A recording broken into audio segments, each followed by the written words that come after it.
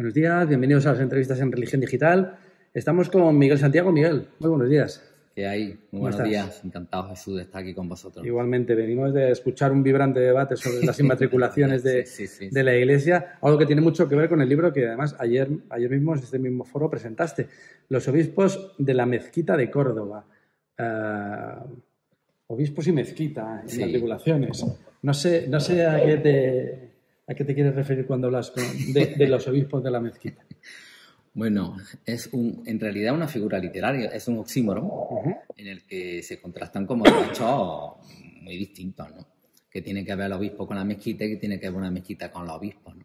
Sin embargo, en el caso de Córdoba tiene que haber mucho, porque desde que Fernando III conquista la ciudad en el siglo XIII, los que han hecho uso de la mezquita han sido los obispos, porque se convirtió, una vez que se conquista Córdoba por el rey castellano, se convierte en catedral. Por lo tanto, claro, son los grandes protagonistas del edificio desde el siglo XIII. Entonces, yo tuve unos días así un poco picarona en hacer esa contraposición, en decir, bueno, pues la mezquita la podemos considerar como una gran señora en la historia, con su gran memoria, el arte, la cultura, a fin de cuentas por lo que fue declarada Patrimonio de la Humanidad por la UNESCO en 1984. Y después están ellos, ella y ellos. Y ellos, pues ha habido de todo. Es una historia como defenderían nuestras mujeres que están en la lucha por el feminismo. No se puede decir que todos ellos han sido unos machistas empedernidos que han ido en contra de ella, ni mucho menos. Es muy curioso ver cómo en el libro aparece, hay diferentes etapas, hay diferentes viajes, porque el libro en realidad es un viaje por toda esta historia.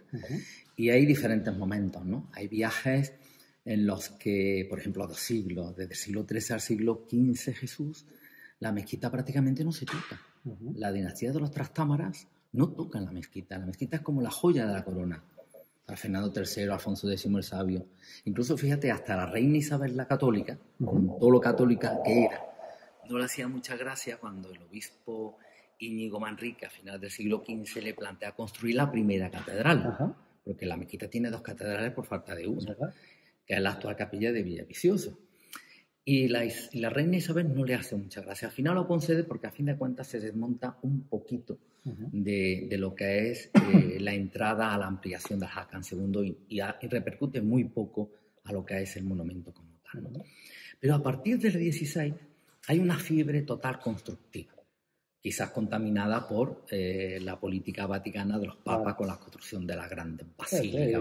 Y la reforma y Trento y la lucha contra el desborde total, ¿no? De construcción. El imperio.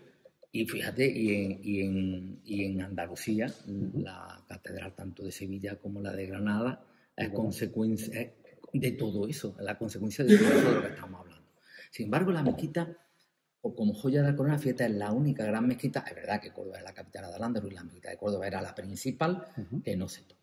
Pero a partir del 16 la fiebre es total y se construye ya la segunda gran catedral, que es la que está justamente en el corazón de la mezquita, y para eso se destruye. Entonces hay una polémica increíble que la desarrolla el libro, que es como el pueblo de Córdoba, gran defensor de su monumento a lo largo de los siglos, siempre, y siempre además en cabeza siempre se han situado los alcaldes o los corregidores. En el caso de Giselle, el corregidor Luis de la Cerda se puso con su pueblo porque no querían que tocasen una sola piedra de la mezquita, que la memoria de todo lo que era esos antepasados, esa arquitectura, su gente de sus bisabuelos, sus tatarabuelos, todas sus ascendientes respetaran ese gran monumento, porque significaba y sigue significando como el código genético de la ciudad. Córdoba no se entiende sin la mezquita y la mezquita no se entiende sin Córdoba. Entonces ahí hubo una etapa, tú fíjate, la mezquita llega al siglo XVIII y no la conoce ni su madre. Se construyen 2 catedrales, 50 capillas que rodean a todo lo que es el perímetro de la mezquita. Incluso se desmontan todas las techumbres, que son unos atauriques impresionantes, y se sustituyen por cúpulas de yesería. Incluso se llega a tal punto de que se pintan en blanco las dovelas de los arcos. O sea, los colores característicos que todo el mundo conoce de la mezquita, blanco y rojo, acaban blanqueados. Entonces, si tú hubiéramos llegado juntos a ver la mezquita a finales del 18, hubiéramos dicho, pero bueno, ¿esto qué es? Era completamente el tapar, el ningunear a lo que es el monumento andalusí en pro de lo que yo entendía como lo que tenía que ser una catedral cristiana, ya que no ha podido derribar por la presión del propio Estado y por la presión del propio pueblo, pues la enmascararon. Pero después, Jesús, hay otra etapa de otros hombres, de otros obispos, que tratan con cariño a ella, a la mezquita, ¿no? Y es la etapa de los obispos ilustrados. Y fíjate que todos los que habían hecho los obispos anteriores, estos van a ser justamente lo contrario. Tú conoces a Jesús, el mihrab, que es la parte más esencial y más impresionante de la mezquita. No, el mihrab anteriormente había sido tapado con un retablo, era la capilla de San Pedro. Sí.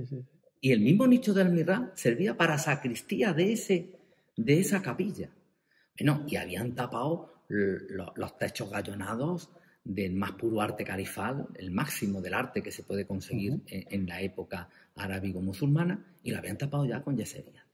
Llegan los obispos, desmontan todo eso.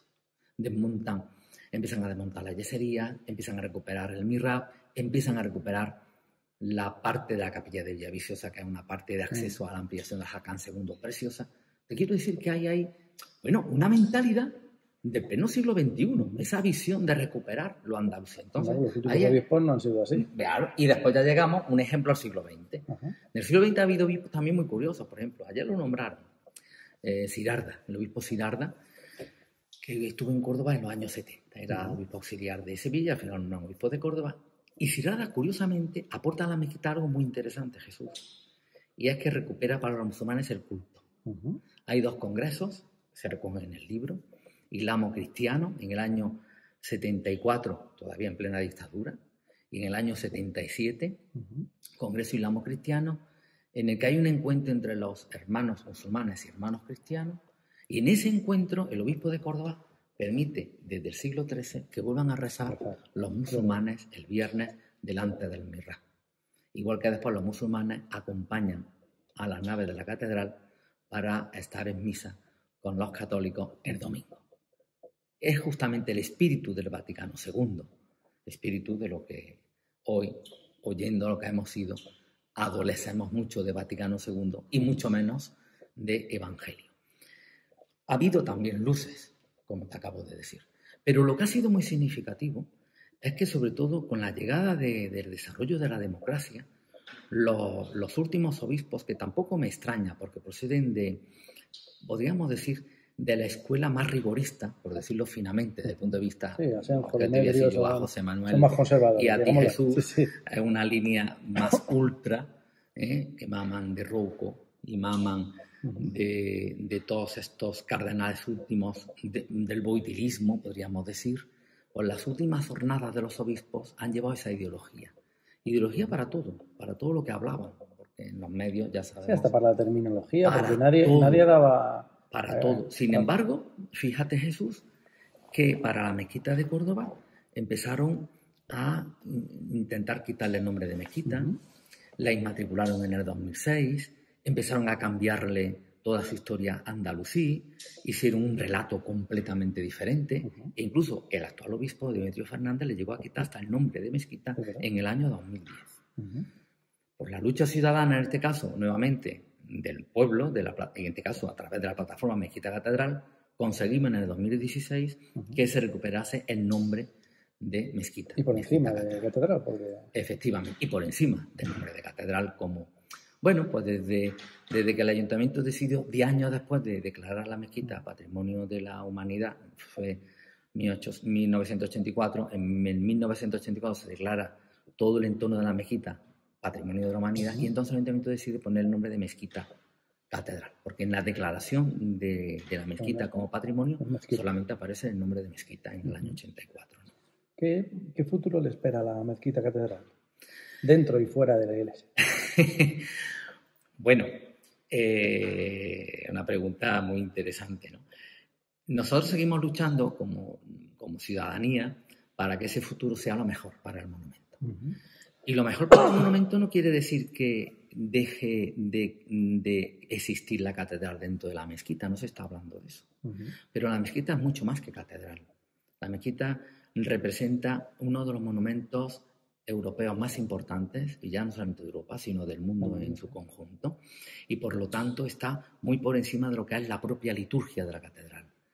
El tema cultural, el tema turístico, el tema del mantenimiento, el tema de lo que es un plan director que la propia UNESCO exige para que se mantenga en las mismas condiciones. ¿Corre riesgo el estar en el listado del patrimonio o eso no se plantea? Bueno, se ha tocado, fíjate, incluso Federico Mayor Zaragoza, que era uno de los responsables de la UNESCO cuando se declara la mezquita, él lo dijo, que todo lo que está haciendo el Cabildo y el Obispado de Córdoba es unas acciones que están perjudicando a la memoria del monumento, a la historia del monumento, y que por consiguiente eso puede poner en riesgo de alguna manera la declaración del monumento.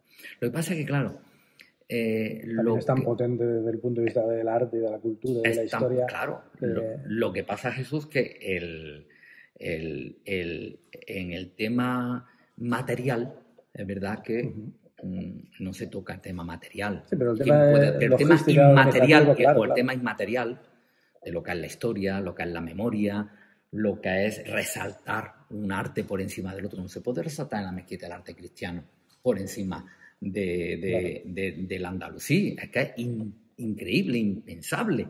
Y sin embargo, estos 3 últimos obispos, sobre todo, lo han intentado desarrollar. Por lo tanto, estamos intentando luchar por eso, conseguimos la recuperación del nombre. Ahora estamos en contacto precisamente con el Ministerio de Cultura, con la Consejería de Cultura de la Junta, con la propia ICOMOS y con UNESCO, para que la mezquita tenga un plan director que plantee los usos debidos que debe de tener el monumento y no estar al arbitrio de lo que el señor obispo de turno decida o del Cabildo Catedral decida.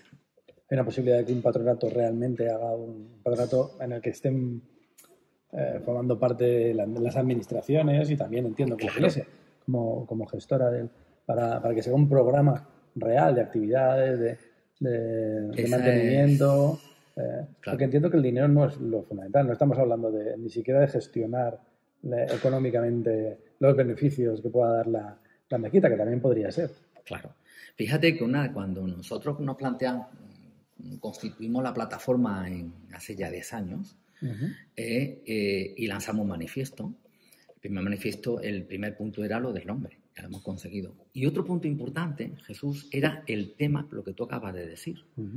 Constituir un patronato, constituir que haya una administración compartida en el que evidentemente tiene que estar las administraciones públicas y tiene que estar el Cabildo Catedral en cuanto que lleva la liturgia de la catedral. Ahora bien, una cosa es que el Cabildo Catedral lleve la liturgia y otra cosa es que lo lleve todo, que lleve el tema turístico, el tema cultural, el tema incluso económico. Entonces, lo que tú acabas de plantear es lo que la plataforma ya empezamos a plantear hace ya 10 años. O sea, que haya realmente un patronato o que haya una fundación o que haya lo que decidan, la figura que decidan es lo de menos, pero que sí realmente haya una gestión mixta, una gestión compartida entre lo público y lo privado por las características que tiene el monumento, ¿no? ¿Por qué cuenta tanto en España este debate? Que hemos visto en la mesa redonda que en otros países, incluso en Portugal, que es un país laicista, como puede ser Francia, que era el otro ejemplo que planteaban, puede estar más que superado. Nadie se plantea estas cosas. Y en España, sin embargo, todo lo que tiene que ver con la Iglesia o los muy radicales a favor, los muy radicales en contra, siempre es un tema de conflicto. Hay muy pocos momentos en los que conseguimos que la religión en España o lo relacionado con la Iglesia Católica sea algo constructivo. Creo, y no soy historiador, aunque fíjate, un biólogo como yo se ha atrevido a escribir un libro de historia como este, además intentando documentarlo al máximo. El Estado, lo que es la España como se le denomina, está constituida sobre la base de la religión católica. Los reyes católicos unifican las diferentes Españas, los diferentes reinos, bajo el eje central de la fe católica. Incluso ponen un instrumento muy potente, como es que van a Dios y a su madre, como es la Inquisición. Inquisición que dura hasta el siglo XIX.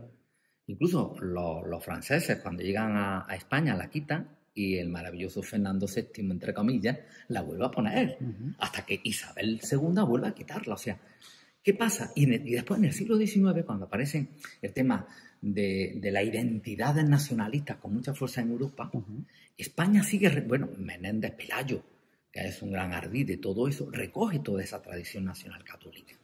Entonces, es un Estado que se rinde realmente al poder de la Iglesia Católica. Un Estado, además, que le pone a la Iglesia Católica encima la educación, le pone en todo. Todo este problema de educación que tenemos ahora viene desde el siglo XIX. Y claro, si fuera poco, llegamos al siglo XX y cuando una república, por fin, no iba a ser un Estado moderno, abierto, libre, para competir con los mejores estados que podría tener Europa, pues llega otro golpe, el golpe de Franco, en el 36, y volvemos a lo mismo. Entonces, tenemos ahí un ADN nacional católico, un ver a la Iglesia como un poder en el que lo que decía Don Quijote, con la Iglesia hemos topado, que eso se llama ya... Cervantes lo olía perfectamente lo que estábamos hablando, y eso se ha mantenido hasta el pleno siglo XXI, fíjate en el que estamos. Un gobierno, en definitiva, el mejor gobierno de los posibles para cambiar esto, de izquierda, no se atreve. Que por separado habían planteado... No se atreve. Y ni siquiera en el acuerdo de gobierno plantean la denuncia sobre el Estado. Lo tenían planteado en los programas electorales de cada partido por separado. Pero siempre buscan excusas para el tema del laicismo o para el tema de las inmatriculaciones. Hoy mismo hemos escuchado al subsecretario. Bien, ha habido un momento difícil con el tema de la COVID, con el tema de actuar de la... Y es verdad, el gobierno ha tenido un momento, una etapa muy difícil que hay que reconocer. No cualquier gobierno no lo ha hecho. Yo valoro lo que ha hecho este gobierno dentro de sus posibilidades, evidentemente. Pero tú no te puedes estar excusando continuamente para meterle mano a uno de los problemas pendientes que es el que tú me acabas de plantear. Miguel, ¿y qué pasa con la Iglesia? ¿Hasta cuándo vamos a estar? ¿Qué pasa con la jerarquía católica, mejor dicho? Porque yo me gusta diferenciar entre Iglesia y jerarquía católica. ¿Cuándo vamos a terminar con este desaguisado? ¿Cuándo va a dejar la jerarquía católica de ser un poder fáctico dentro del Estado, como dice Juan José Tamayo? Es un poder transversal para el poder ejecutivo, legislativo y, bueno, y de judicial. ¿Para qué vamos a hablar? ¿Para qué vamos a hablar? ¿No? En realidad sigue siendo el cuarto poder de este Estado. Y a veces adelantan al tercer poder, al segundo y hasta al primero. Bueno, es verdad que están bendecidos siempre con la figura real, que ese es otro tema, y sabemos que altar y trono van de la mano y es la misma... Ya nos creó, según has dicho tú, Isabel la Católica. Los reyes católicos que eran reyes y eran católicos. En la historia del libro se va viendo cómo casi todos los obispos o son sobrinos, o son hijos, o son parientes de los reyes, a fin de cuentas. ¿A qué diócesis mandaban a sus favoritos? A las más pagadas, a las más ricas. Córdoba entraba dentro de las 7 o 8 diócesis más ricas de España, ¿no? Y entonces ahí mandaban a sus más allegados, podríamos decir. Por lo tanto, es una historia en la que se vincula, es consanguínea, la monarquía con la Iglesia. Si consiguiéramos una república moderna y se terminase con la monarquía, evidentemente yo pienso que conseguiríamos otro tipo de Estado. Un Estado verdaderamente laico, un Estado federal, un Estado mucho más moderno y un Estado sin la retranca que tenemos con todos estos poderes fácticos. Me da la sensación de que es imposible, pensando que hay tantas cosas que hacer. Miguel, un auténtico placer. Los obispos de la Mezquita de Córdoba, nueva perspectiva histórica del momento de Andalucía, el pueblo, su verdadero dueño. De Tirano Humanidades, con prólogo de Juan J. Tamayo. Un placer, lo leeremos y lo comentaremos. Muchas gracias por esta charla. Pues muchas gracias a Religión Digital y a ti, Jesús, y a José Manuel. Y a ustedes les esperamos nuevas ediciones de las entrevistas en Religión Digital. Muy buenos días.